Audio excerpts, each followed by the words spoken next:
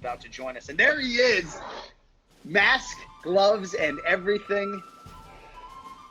Lean and mean. Look at you. I mean, you already look skinny.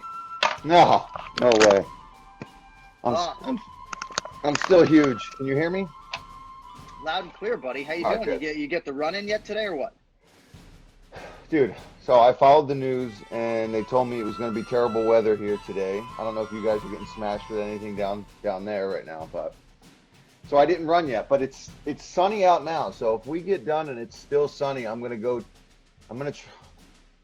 try to get at least 6 in today. All right. I just banged out 4 because I wanted to look skinny on camera. So I looked a lot fatter like an hour ago. So here we are. So you're feeling yeah. thin? So right before you jumped on, somebody asked what's going on with Rose Namajunas, and so obviously she's off the fight card, and she will not be participating. Yeah, I mean you got to rep Rufus Sport, you got to rep Duke and Kush and. This is just my inside hat. This is like. I get really weird in times like this. Like I wear hoodies a lot. I start wearing hats. It's something for me to mess with. So anyway, well, it's great to see you. You know, I really do look forward to this time. I was hopeful that you were going to be hanging with me for week 3. You know, Next week is now fight week. So we'll see what happens to FNA from here on out. But Rose Namajunas is not fighting in this co-main event. Before I ask you how you're doing, you know, she pulled out of the fight. And when we did the Anik and Florian podcast on Monday, I couldn't help but wonder aloud. She's as anxiety-ridden at times, I think, as any fighter on this roster. Yeah. You know, I think a lot of us have mental health issues that aren't as public as maybe some of her struggles have been. So when I saw that she was still competing on the co-main event, I couldn't believe it. And obviously, she's no longer competing. I was thinking the same thing. I hadn't heard anything. And I just, you know, nothing against her. I just expected her with everything that's going on to want to stay home and stay safe and pull out. And she hadn't. And now when I finally heard that news, I was like, well, I was kind of anticipating that. Yeah. So how are you doing? I know anybody who's following you on social media knows that you're starting to do some, you know, sneaky long distance running on a daily basis to try to keep yourself sane. 8 or 9 miles or so the last few days. So but how's the last week been overall as you continue to isolate yourself from the goddamn rest of the world? Yeah, the runs have helped because the other reason I'm trying to run so long is so I'm out, you know, I'm still social distancing. I'm not going near people. I'm on a trail out by my house that's very secluded. It's not like a Kelly Drive down in Philly, which gets just mauled with people. So that's why I've been doing that, to kind of clear my head. I was like, I'm just going to start going for these long runs. I can't really hit pads. I stopped lifting weights with my one coach because even that had me worried, even though it was just me and him. I'm like, sorry, getting rid of this fake dip. No, I love the fake dip. I think it gives our chat personality. So shout out to these guys. Yeah, shout out to Whitetail. Don't quit dip, quit tobacco. So I ran with my son today. So I got my son in the stroller, and nobody wants to move off the sidewalk for us. So I found myself sort of off-roading, my kids' heads bumping every which direction, trying to just stay 6 to 10 feet away from everyone. So obviously anybody who was with us last week knows that we were both scheduled to work UFC 249. You were going to do so in a desk capacity, and I was going to be calling the fights. I'll just tell you where I stand, and then I'm curious to hear what you've heard and what your expectations are for April 18th. You know, as of now, I'm calling the fights. I've already voiced most of the show. I've done about 7 of my fighter cards already.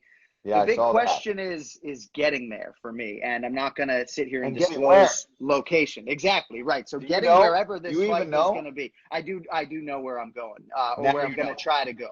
Yeah. Right. But you know, there's just a lot of family anxiety, and I'm not trying to make a decision that's going to put my family in jeopardy. So the biggest part of all of this for me is that when I come home, at least for 3 or 4 days, if not 14, I will be self-quarantining away from my family. So I have enough mask inventory to maybe help a little bit at times.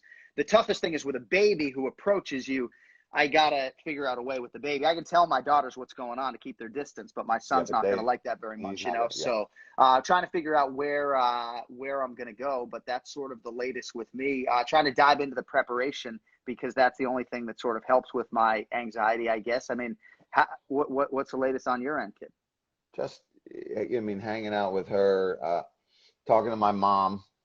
I already talk to my mom a lot anyway. I'm a mama's boy, but Right. you know, I'm always trying to be on the phone with her. We can't. Marion was in the live chat last week, by the way. So Yeah, she's back. probably You know. in here. She might have commented. If she figured it out. She usually. So, but as of now, you're not working. Is that correct? As far as Oh, you know. So I talked to Glenn. I talked to ESPN a little bit, and they're going to call me today. There might be some desk involvement. I don't know how. Okay. We're going to figure that out. I don't want to say anything that might get me, I don't know, in trouble. Course. But we've seen how the news is operating and how people are posting and doing Zoom from home and all this kind of stuff. So I imagine there might be some you know, kind of comments from the desk. I don't know how it's going to be set up yet, but right. you know, they know I'm willing to. I'll set up a camera and no. Well, that's yeah. In a perfect world, you will be able to contribute to the broadcast from the friendly confines of Philadelphia. I'm going to look horrible. That's okay. That's you know, all right. The beard's not going to be too good. The hair's getting. Maybe I'll just go like this. Well, I'm certainly not letting a makeup artist get anywhere close to my face. No. You know, we'll see where my broadcast partners are. I don't know if I'm going to be on the octagon. There are a lot of details still yet to be worked out. But there's a lot of the preparation, as you well know, that happens on the front end. So we try to get ahead of that as best we could. Is Joe in? Because I see things back and forth where he still hasn't decided or anything. I guess you can't really say that yet. I know Dana said he's doing it. Yeah, Dana said he's in. It's not my place to say, but I'm certainly hopeful that Rogan will be a part of it. And, you know, we'll see. Again, you know, I have a lot of reasons for committing, right? And I'm not going to spend the entire chat talking about that. But, you know, a big part of it is the athletes. As I sit and look at this fight card of 24 athletes, whatever happened with Bilal Muhammad? Did he get a fight? I mean, it was rumored that maybe he was going to get a fight. Have you spoken with Bilal or no? We've talked, but you know what? I forgot to even, because I saw it, you know, not happening. So I just assumed not. Right. But I'll talk to him today and see if he has any info, but he's not on here, but you're looking at 24, maybe 26 athletes, right? And so I feel an obligation, if there are 24 athletes that are going to go there, you know, eventually I got to rip off the Band-Aid and do a show, you know, whether it's April 18th, April 25th, May 2nd, May 9th, or May 16th. At some point, I got to go back to work to support my family, right? And I'll take every precaution on the back end, but that's where I sit here, you know, 9 days out or so. So, dude, Tony Ferguson, Justin Gaethje, obviously for an interim lightweight championship. I mean, if Tony's competing, and even if Justin's competing at this point, but if Tony's competing, got to put some piece of gold on the line for that guy, right? With his 12 consecutive win streak in tow. What were your initial thoughts when you heard that Ferguson Gaethje was going to be the main event and these guys were going to fight a high stakes fight like this with a coronavirus backdrop? Well, I mean, you know, Gaethje had said that he was looking for that Tony fight a while back. I think maybe when he knocked out Vic, that was the fight that he was calling for. But Tony was matched up, and that's a fight I love, between the elbows and the craziness of El Cucuy and just the power and toughness and leg kicks. You know he's going to go after his legs. He says he's going to go after his body, and then he's going to go after his chin. I also love the mindset that Justin has been really open with on social media and doing interviews too, where he's like, look, I got about, what's he say, 18 minutes of just hell or whatever it is. And that's true. He's being honest with himself. He knows he's taking this on somewhat short notice. Even if he's been training, he knows he's got to go out there and just pound the chin of Tony and get him out of there, because Tony's prepared to fight Khabib, you know, a grindy wrestler who's going to take him down, try to control him. So he's been ready for that. So, you know, striking wise and staying at distance, if Tony wants to do that, he could do that for 25 minutes easily. Right. So when you fought Dan Hooker, you looked like you were ready for 30, maybe 32 minutes of hell, right? Probably close to the shape of your life. I mean, I don't want to speak for you. Is that accurate, though? Yeah. Oh, yeah. Yeah. I mean, right. Because we weren't just doing, you know, 5 rounds of pads when we were prepping for that. We were kind of doing the 5 rounds and then doing 3, 4, or 5 more rounds on the pads. And obviously my runs, I would run for longer than 25 minutes. You know, I was running for an hour most of the time. So So with a full training camp, with optimal circumstances and training partners, it stands to reason that Gaethje would be ready for 25 minutes of hell, or 25 hard minutes, maybe 30, right?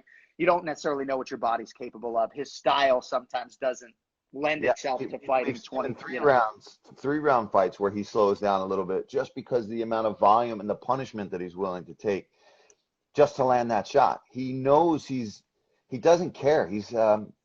Right. He just wants to put on a show and knock you out or finish you. And if he gets caught in the process of doing that, he can accept that, because that's what he's told himself. That's the agreement he's made with himself, is that Right. he'd rather go out on his shield going for the finish than he would, maybe squeaking by and losing a decision. Right. I agree with him. That's kind of the way I try to fight too. So that's one thing I really, even though we've had our, call outs and things like that, it's because I respect the shit out of that guy. Well, and you both have that dog that we talked about last week. Yeah. And I do believe, in terms of Gaethje and Ferguson, and certainly would throw you and several others into this mix, but guys who lead the league in their willingness to go to dark places and embrace those dark places. I think people would be very stunned if Tony Ferguson, not that this matchup lent itself to it, but was ever found tapping out in a mixed martial arts setting as opposed to breaking a limb or going to sleep. They just have that heart and mental toughness that a lot of people don't. It's going to be so crazy, man. I think it's even more crazy in a lot of ways than the Khabib fight would have been with no audience and under these circumstances. Now you've got Tony, who, like you said, is just willing to die in there, and Gaethje, who is very much willing to just put his body through anything in there. It's going to be such a, I don't know. It's going to be a weird atmosphere. But I'll tell you, I know there's a lot of people even commenting right now. This is very controversial, but hopefully, knock on wood, this goes off clean, that it works, and people have something to look at. And as long as the UFC is taking care of the athletes and keeping everybody safe, I say let's do this shit, man. Right. And it's hard. I think that a lot of us have mixed emotions and mixed thoughts on this. If you are of the mindset that it's grossly irresponsible for the UFC to be putting on a fight card in the midst of a global pandemic, I respect your opinion, and I don't disagree with the whole base of your opinion. But if Major League Baseball resumes its season the first week of May, when all of these other leagues start to follow suit a little bit, I do believe Dana's onto something when he says that nobody wants to be first. And doesn't it stand to reason that the climate in California on April 30th could be worse than the 18th? I just think, for me, and again, I've been roundly criticized in some pockets for accepting this assignment, right? At some point, Paul, I'm going to go, and I don't know if May 2nd is safer than April 18th. So largely that's why I'm going. I got masks. I'm going to take every necessary precaution. I'm not going to go near the athletes or my commentating partners, ideally, or anything else. But want to kind of keep the focus on the matchup. For Tony, it's really interesting because he has a chance to become the first two-time UFC interim lightweight champion. I cannot believe, Paulie, right, that he has never fought for the undisputed lightweight title, right? To put this body of work on paper, to be unbeaten since Cinco de Mayo 2012, it's fucking nuts, I guess for you, right, who's been close at times, probably makes you feel better about not having that title shot at this point. It's like, fuck, if Tony hasn't had it, Yeah, well, that's the problem with the division. I know. Is for a guy like me who at this point, was just fighting so that I could stay or get as close to that title or fight for it or win it.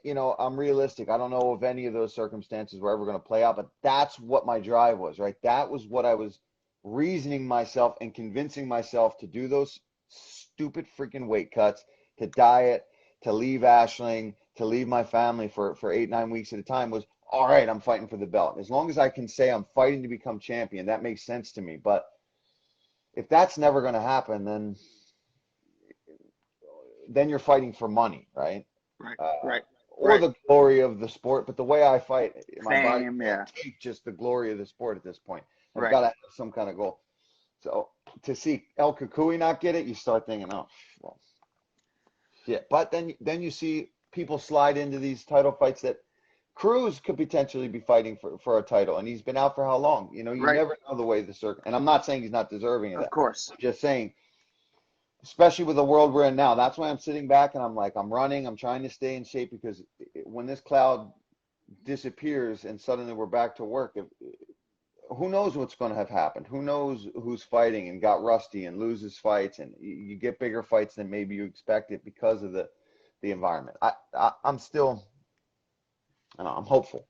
The majority of the fan base obviously thinks you beat Dan Hooker, which would have set you up for either the Dustin Poirier fight or a massive fight. But again, the Poirier calendar wasn't necessarily going to align with yours anyway. But again, your next fight is a massive fight. I really don't think that result's going to hurt you too much long term. A lot of people are talking about a Hooker rematch. I mean, I think the fans would like to see it again, but I'd imagine there's a new name on your radar at this point, or what? Yeah, and the problem with that is,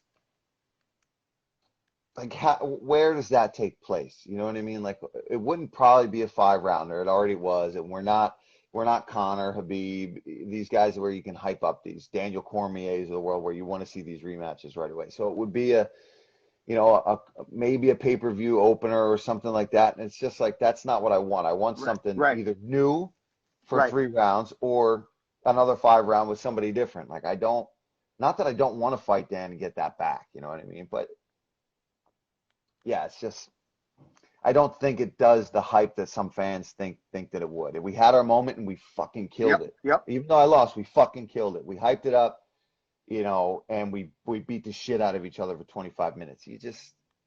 I think it's, if we face each other down the line. Right. No, I totally agree. But as of right now, yeah, it's not something I'm like really pulling for. By the way, shout out to Mrs. Marion Felder. She did pop in and say she loved you a moment ago. Shout out to my former Bellator broadcast partner, Jason Chambers, hopping in here. So Dustin Poirier and Dan Hooker are supposed to fight on May 16th or whatever it is. Maybe that's not the exact date. New Zealand nationally has done a masterful job of getting ahead of this coronavirus and limiting, I think, maybe 1 death in the whole nation. And all indications are that Hooker, would be willing to fight Dustin, who knows where. But as an American lightweight, does this not give you a lot to think about in your head and clog up your headspace, knowing that there are lightweights like Islam Makhachev and several others in the top 10 that can't even get to the U.S.? Fight. Like I said, these are the circumstances that I'm talking about where, at the end of the day, you might look back and be like, well, it took a pandemic for him to slide up into that top 5. But, hey, I don't care. I'll take it. I'll take it. So, we'll see what happens with Gaethje. Like, if Gaethje doesn't win, where does he go from there?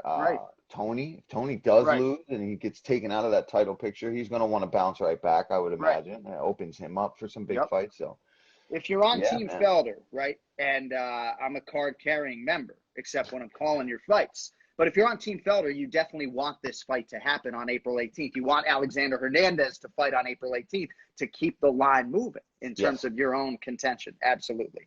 So, do you have a lean? I mean, Tony Ferguson, I think, is about a -160 betting favorite or so. When you look at this fight against Justin, obviously Poirier and Eddie Alvarez both have come out as former Gaethje opponents in their belief that Justin will beat Tony. How do you feel about it? I just think, I don't know, putting you on the spot. I know. As for a guy who gets paid to break down fights and talk about these things. Well, if you're working the desk, they're making you pick this fight in a few days. I'm gonna have to pick, and I've gone back and forth with it, and I'm gonna go bold, and I'm gonna say I think Gaethje can touch that. I've seen Tony get hurt. This is just amazing to me. Dustin Poirier, Eddie Alvarez, and now Paul Felder, all of these elite world-class lightweights. Are picking Justin Gaethje to be the first man. It just feels, you know what I mean? He's stepping in. He was supposed to fight Khabib, who's a totally different. The wrestling's there, but we know Justin's not gonna wrestle him. He's gonna try to kick his goddamn calf off of his leg and then break his jaw. I mean, that's what he's gonna try to do. That's all that's in that man's head when he's in that octagon. The Underground King, Philadelphia's finest, Eddie Alvarez, in the chat room writing amen. So. We love you, Eddie. We miss you, obviously. Yeah, Eddie's been in there with that son of a bitch, hitting him in the face. So no doubt, he would know. Yeah, no, there's no doubt about it. Well, it's a fascinating fight. I'm glad that gold is on the line, and again, I do believe if Tony wins, they will try to strike with Khabib and Tony a 6th time. I think at this point, I don't think the world can handle that, John. I mean, they started the coronavirus, so what's next? Well, hey, I, as a Boston Red Sox fan, I don't believe in curses, right? The curse of the Bambino. I don't agree with Joe Rogan that this fight is cursed. I'm starting to maybe lean that way a little bit with the global pandemic intervening this time around. But I do believe if Tony wins, you make this a sixth time in September or October. And candidly, and I've said this before, I've done a lot of media this week, so if this is repetitive, I apologize. But wouldn't it be nice if Tony and Khabib, when they did fight, it had a more normal backdrop, arena, crowd, Yeah, it would definitely. Yeah, I would like a crowd for that one. That's why I kind of like this matchup. These two maniacs, I feel like, don't care. You know what I mean? I know they just like to fight, so that's why I think it works for them. And I think Justin's in shape. His teammate Sean Madden has been reaching out to me periodically on social media. I do believe that for the most part, that he was training for this date as best he could, given the restrictions. So when he says 18 to 19 minutes of pure hell, better than 11 or 12 minutes of pure hell, Real quick, I want to get to Eddie's comment. Justin's style is very unique to deal with. You need more than 2 weeks to prepare for it. Again, and therein could lie the rub. So, which is interesting, right? Because he's saying that it's even harder to prepare for Gaethje than it is vice versa, where Gaethje's, only had 2 weeks to think about Tony as well. But I think he's right, where if you're getting ready to fight somebody like Khabib, who's going to try to ground and pound you and wrestle you a lot, and then it suddenly switches to this maniac on the feet who just tries to murder, it's a very your mental state preparing in training camp for somebody that's going to try to come at you on the feet like that is a totally different thing than being on the wall, doing tons of wrestling, doing tons of jiu-jitsu. But then again, Tony's the kind of guy where he might have not been doing any of that anyway. So right. Yeah.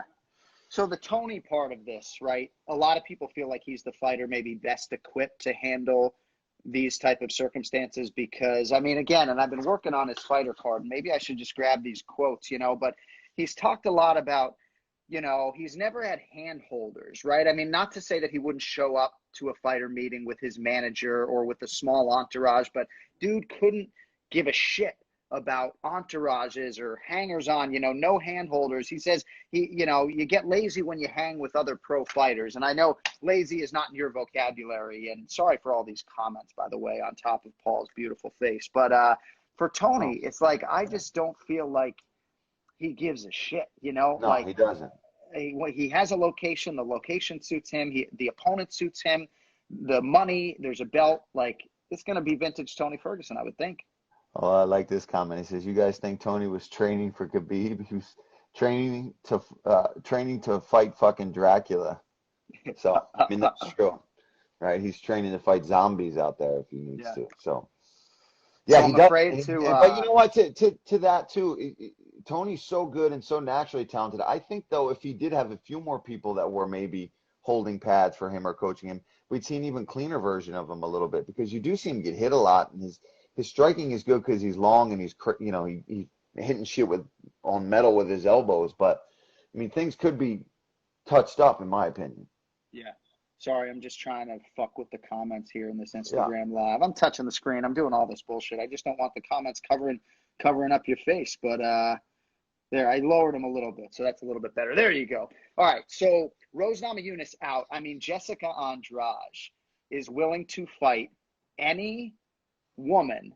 She'd probably fight a guy, but I believe she is willing to fight any woman 115 pounds to 145 pounds. What a fucking savage. One of the winningest fighters on the women's side in UFC history, former champion, and she's in the States. They got her here early. Nice stroke by the promotion there. We'll see if they can line something up for Andrade. Yeah, I guess you just need somebody in the area already that's got their medicals all done. It's probably really all it is. And I'm sure, if it is out west, there's got to be, people to choose that would take that opportunity. So that might be very possible. Our poll on the Anik and Florian podcast right now, most people predicting Angela Hill, the short notice queen, will step in and fill that slot. So we'll see if Ange can knock off another one, and that would be reeling in a big one. A lot of people want our thoughts on Vicente Luque and Nico Price. This is obviously a rematch. Luque was able to finish Price the first time around. All action matchup, obviously. Bulletproof matchmaking. No surprise that this one's on pay-per-view. Yeah. Yeah, that's whether that fight, lasts 2 minutes or 15 minutes. It's going to be crazy. Those two guys just, Luque being obviously the much cleaner striker, but he doesn't give a shit. So Yeah. I see him. I see him being able to finish Nico again, though. That is a trauma center fight. By the way, Yeah. this is a comment TKO Bates won. Paul the Irish Dragon, absolute beast and proper fighting warrior. You're goddamn fucking right. I just felt like reading that. Greg Hardy Jorgen to Castro at heavyweight, but obviously that one is going to be upstaged by Francis Ngannou, who is the scariest fighter on planet Earth right now. I have always said that the hardest puncher, kicker, the hardest striker that I've ever seen, one strike, was Anthony Rumble Johnson until Francis Ngannou came around. And Jairzinho Rosenstrike wanted this fight, power to him. He understands that he moves right up that ladder, becomes a number one contender type if somehow he can beat Francis Ngannou. Huge task and a huge man. I'm excited. I mean, Ngannou, to me, it's like, that's the guy right there. I mean, I don't think it's out of their own possibility that this dude's if he becomes heavyweight champion, he's doing 2 million pay-per-view buys one day. I mean, I think he's that freak-like and that special. Yeah, I've seen Francis many times. I've talked to him. He's a very nice guy. But I have seen him at the PI in the locker room, and I'm like I feel like a little kid around him. That's like, I'm like, should I say hi to him? Should I not say hi to him? And then I've called his fight, and seeing him punch human beings is I'm glad I'm not a heavyweight.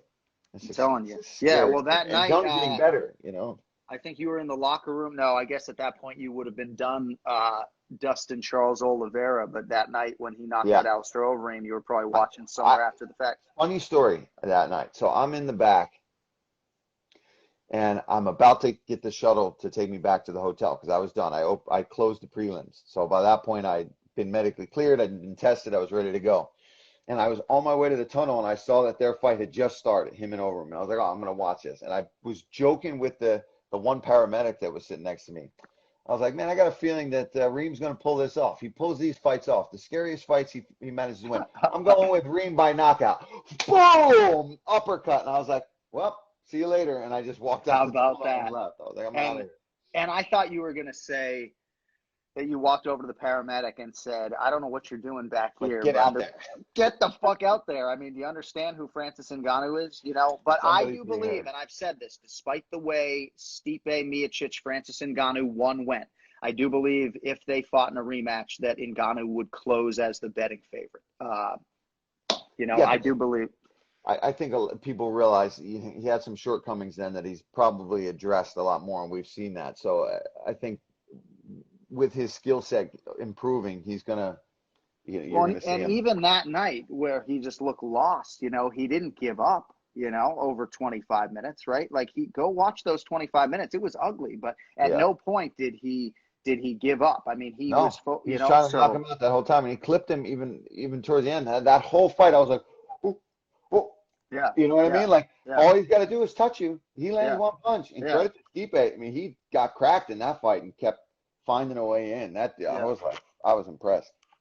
Hey, you got a huge fan, Oliver Bowden, who just wants to hear you say his name. I mean, can you do that for the Big O? Oliver Bowden? There you go. Paul Felder just said your name. A lot of people were asking if you have acting aspirations after your fighting career or while you're broadcasting.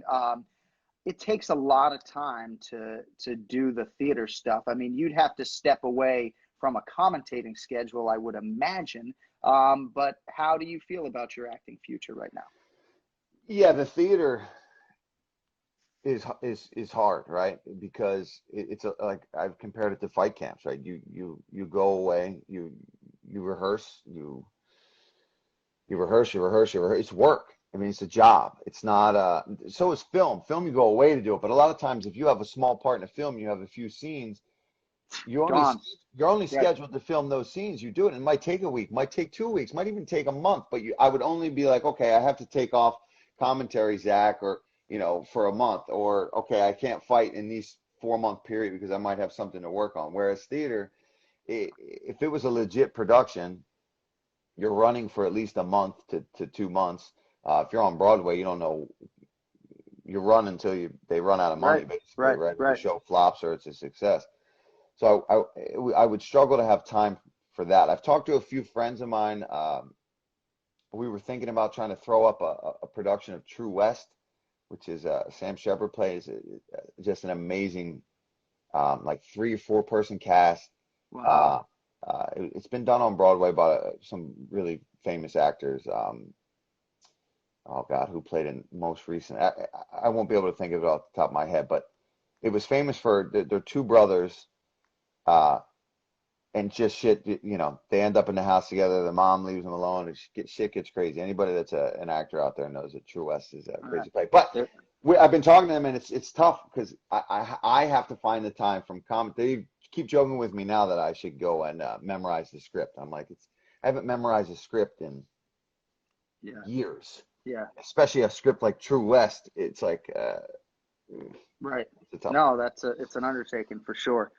Never back down four. Somebody said never back. I don't want to go. If I want to go back into acting, I will do action stuff, especially to start, or fun stuff like that. But I don't. That wouldn't be my goal, and I know it'd be tough for me just because of my image now. You know what I mean? When I was a 21-year-old, I didn't have a cauliflower ear. I didn't have a broken nose. I didn't have massive scar tissue and brow buildup and all that kind of shit. So I would definitely be kind of typecast into certain things, but doesn't mean there's not dramatic work for people that look a little rugged. You know what I mean? Oh, there's no doubt in my mind with those pipes and with the acting chops that there's future work for you. You know, my identical twin brother, as you know, majored in musical theater, and he's been bugging me to get back into it because it's obviously rare when you have a human being living, breathing, who has the same DNA as you, who sounds and looks and talks exactly like you do.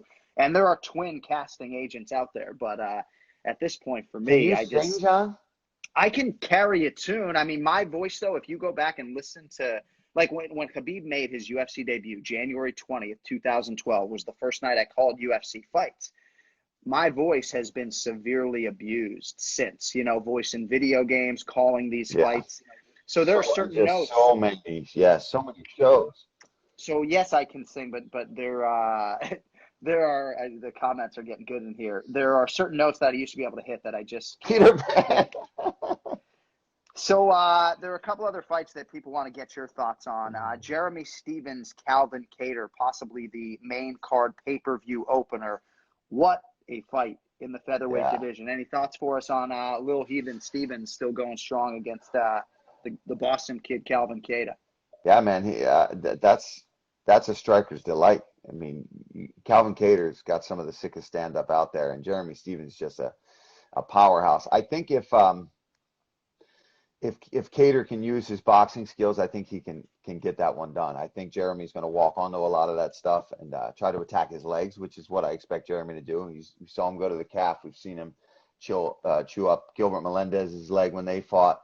So I think that's going to be his approach in this one, is to really try to eat up that lead leg, since the jab is so strong from Kattar. That would be a smart approach. But oh man, yeah, I love that matchup. I love that Jeremy just doesn't give a shit, man. Okay, which new up and coming stud do I have to face now? And sometimes it works out for him, sometimes it doesn't. You saw with Superboy, right? I mean, there was a lot of hype behind that kid, and Jeremy just went out there and just smashed him. Right. This could be another chance for him to be like, no, I'm still one of these top dogs, and shut down some of these little kids. But that's a huge opportunity for Calvin Kattar too. To come out and get that matchup. Was his last fight the Zabit? Which you talking for Kattar? Kattar, yeah. Yes. Yep. Yeah. So I mean, coming off that tough, amazing fight and a loss, to get a guy like Stephens, that's great for him. Right. And of course, Jeremy Stephens will probably just be happy to be staring across the occugon at anybody other than Yair Rodriguez. Yeah. He just it doesn't matter with him. Absolutely, with that guy. So you got Uriah Hall and Jacare Souza, obviously. Any other fight? I mean, Alexander Hernandez is on the card against Omar Morales. He was going to face Islam Makhachev. You got the guy Kama Worthy, who you fought, I think, in your third pro fight, taking on Michael Johnson, who's back at lightweight. We're going to talk to all these guys, and it's like, it's going to be hard for me to want to know anything except relating to the circumstances of this fight. Yeah. How'd you really train? Tell me the truth. What'd you do? So Did you do anything? Cody Merrow, chiming into our chat room, sort of wanted to know about grappling versus boxing when your training camp is compromised. Does one suffer more than the next? Yes, we do. We need bodies. Boxers, listen, you need to spar. That's it. But most boxers, that's why you see the boxing training camp, there's the coaches, there's the team. They have sparring partners that come in. It doesn't work that way in MMA. You need wrestling partners, jiu-jitsu partners, kickboxing coaches, boxing coaches, strength and conditioning. There's so many more aspects. I'm not saying one is harder than the other, but I'm saying under circumstances where you can't get bodies, you can still work your ass off if you just have a gym with a heavy bag, a double end bag, a speed bag, a jump rope, the road outside to run on, and maybe your head coach, and maybe one sparring partner that you've kept, you know, in the small circle that you need. Other than that, but for MMA, let's say you can't get into a gym, you can't just go to a boxing gym where there's no mats and do the same MMA training that you need to do. So I would think that this is much more difficult for an MMA fighter to get through a training camp and prepare for a fight than it would be for a boxer. If I had a garage with a good heavy bag and a few bags and maybe even just some weights, I could potentially, with a trainer still, obviously, get ready for a boxing fight. You know, hit my road work, hit a little strength and conditioning. If I couldn't get sparring partners, I would do tons and tons of pad work, bag work, and conditioning. I would just get my lungs in the best shape they could fucking be in. That's what these guys are probably doing for an MMA fight, though. So if you're fighting a guy who was cheating and had partners and was going to a gym and was, you know, getting good wrestling in, and you weren't, it could be a problem. Right. Yeah. Beautifully put. And I'm glad that we asked you that, because a lot of good insight there.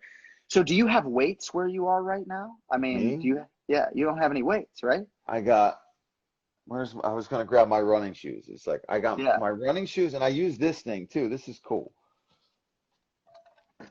I have bad wrists from all the boxing that I've done, right? And kickboxing. So this is called a push-up board. You can actually get like DVDs of how to use this thing, but I do like 50 to sometimes a couple hundred push-ups on this throughout the day. I have a pull-up bar that I put on the closet back here, and I've been running and shadow boxing with 2-pound weights. And like I said, I was lifting up until this shit started getting really dicey. I don't know. You know, it's the offer's still out there for me to potentially, but I feel like with pull-ups, push-ups, and running, I can at least stay fit until this stuff. Fit, not in shape for a fight. Right. But fit. I actually bought like a set of those Rogue kettlebells a while ago. Yeah, there's a lot of stuff you can do with a good kettlebell, man. Even one or two. It's crazy. You know, overhead presses with certain ones. Everything. Pulling. It's really full body workout with those things, you know. And I think the biggest one I have is like 40 pounds or so, 35 pounds. You know, it doesn't matter. There's a lot that you can do. I know you're the push-up king, but got a bum wrist here. I don't know if it's carpal tunnel or what. No push-ups for me, but yeah, I saw that. Man. Well, so UFC 249, that's sort of all I got on that. You know, Cheeto Vera fighting Ray Borg. I mean, it's crazy for Jacare and Uriah Hall and just so many fucking big fights. I mean, the card is great.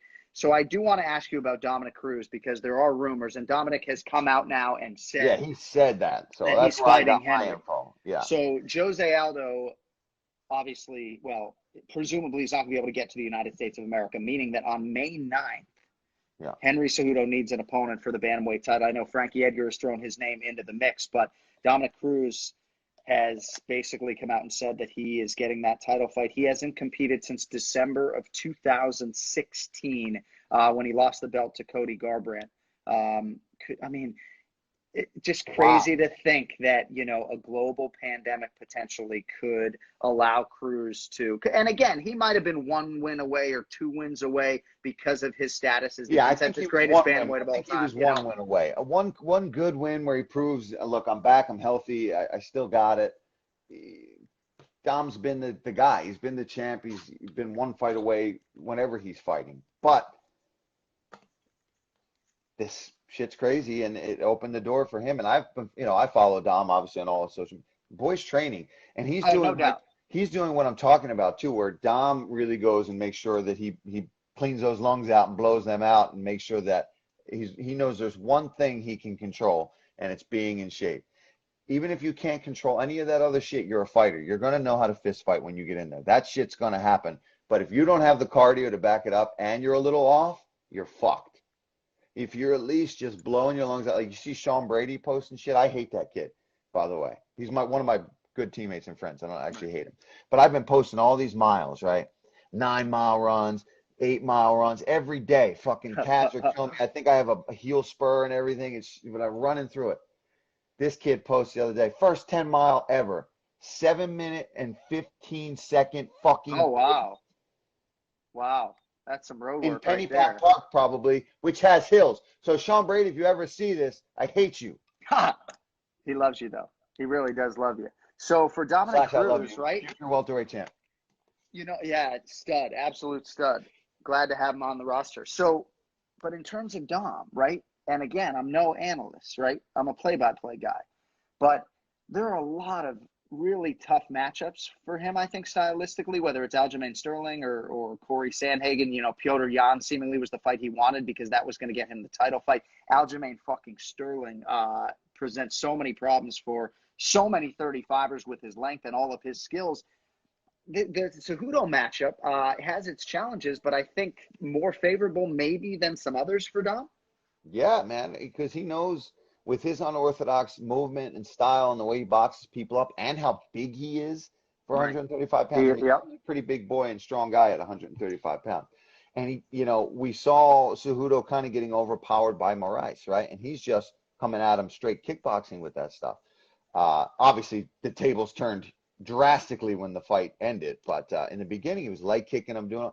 Dom can do that and handle the wrestling, handle the pace. So, yeah, I do think it's very interesting. I don't think Cejudo is going to be able to just out kickbox him because of the way Dom moves and is so unorthodox to hit.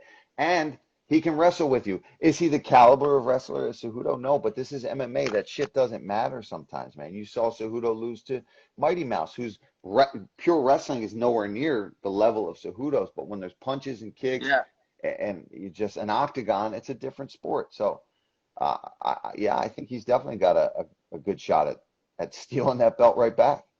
I have no doubt that Cejudo is going to be in tremendous shape. It looks like he still has access to his strength and conditioning regiment and gym.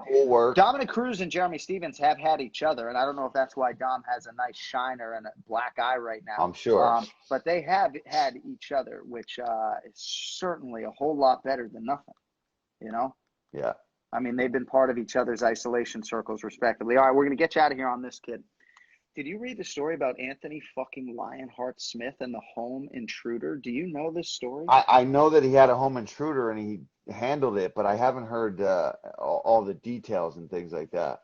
As terrified and frightened as he's ever been in his life. And mind you, and again, I'm paraphrasing the story, this is probably one of the worst houses. Does the guy have any weapons? Well, I think he had a wrestling background and heart, but I don't think he had a weapon necessarily. But yeah, I think it was a younger kid maybe who had a wrestling background and was super tough. And Anthony he was in the fight of his life, elbowing the guy, bro. There was blood everywhere, bro. Dude walked into his garage. And obviously, if you're the intruder, you picked about the worst house on the street that you possibly could have gone into. Imagine you walk into John Anik's house, right? Yeah. And I leave my garage open and you walk in and you're fighting me in the middle of the night instead of Anthony Smith. Now, I think adrenaline's a powerful thing, but this dude probably fucking kicks my ass and then, hopefully doesn't hurt my family. Anthony Smith has 3 daughters, his mother-in-law, his wife, and I think his wife was like, hey, there's somebody in the house. And he went in and, had a fight before the Teixeira fight here in a couple weeks. Fucking insane, man. And the guy can scrap a little bit. That's always the scariest situation these days, right? It's like, we're all fighters, but what if that you're just like, oh, I'm going to beat this dude's ass. He doesn't have any weapons. And then motherfucker double legs you. You're like, oh, fuck. Oh, man. You're right. That your heart would sink right away. Like, wow, now I really got to actually fight this dude who it's not just a regular fist fight. This dude broke into my house. He might try to kill me if he gets right. And what's interesting too? It was the fight of his life. I saw that quote, but. Well, and what's interesting too is Ian Parker says, yeah, take a glass bong to the head. Whatever it takes, Ian, whatever it takes to get the intruder down. But, dude, I mean, I don't know if Anthony Smith is a firearm guy, but it's like, dude, that dude could easily be dead right now, Oh, yeah. So, he's lucky that he just got his ass. And if memory serves, he apologized to Anthony after he got arrested. Anthony was able to subdue him. I think at one point, his mother-in-law was bringing him Anthony a weapon to try to defend himself. Fucking nuts, man. Wow. And my daughters, most kids have nightmares. when did the kids, if they hear that and see that, when do they come out the other side? You know, this global pandemic's hard enough. I think if my kids had to deal with a home intruder, they would assume that a monster's coming to the house every night. So my heart goes out to Lionheart, but certainly handled it well. All right, kid. So I guess you're waiting to hear what's going to happen, but I got to imagine I should know today. I got to imagine a big part of you is going to be excited to be watching these fights next Saturday night. Yeah, that's the other thing too. Like if ESPN's like, yeah, we don't really need you for this one. I mean, I'll just watch the fights. It'd be great. But if I can work from home, I'm in. You know. All right, man. Well, I wish you health and sending you all the good vibes to you and Ash and Marion and the rest of the family. And I'll keep you posted, you know, if it's going to be wheels up or wheels down or whatever's going on. But, you know, excited to see what the next 10 days hold. And depending on how things shake out, we'll obviously be right back with you here next Thursday at noon Eastern. How many miles you running tomorrow, kid? I guess you still got one today, huh? What's it doing out there in South Philly, huh? It's pretty cloudy. I'm already outside of the city these days, but like 20 minutes. I'm right by the airport now. Right. Sounds better. It sounds better when I say South Philly. I know, but for all the true Philly people out there, I know they're the type. They'll be like, he don't live in South Philly anymore. I'll be like, what town I did. You may not want to tell people what town you live in. I'm living in Delaware County right now. So I'll say that without giving it away. When a lot of people know, the people have seen me on the streets running around here. Some people know where I'm at, but I haven't bought a house yet. So this is still just like, you know, the fighting career has been so crazy, and then commentary. I haven't been in one place long enough to even buy a house, John.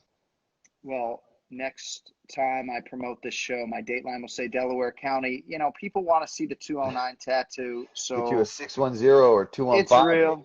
It's real. Yeah, I would do a Paul Felder tattoo.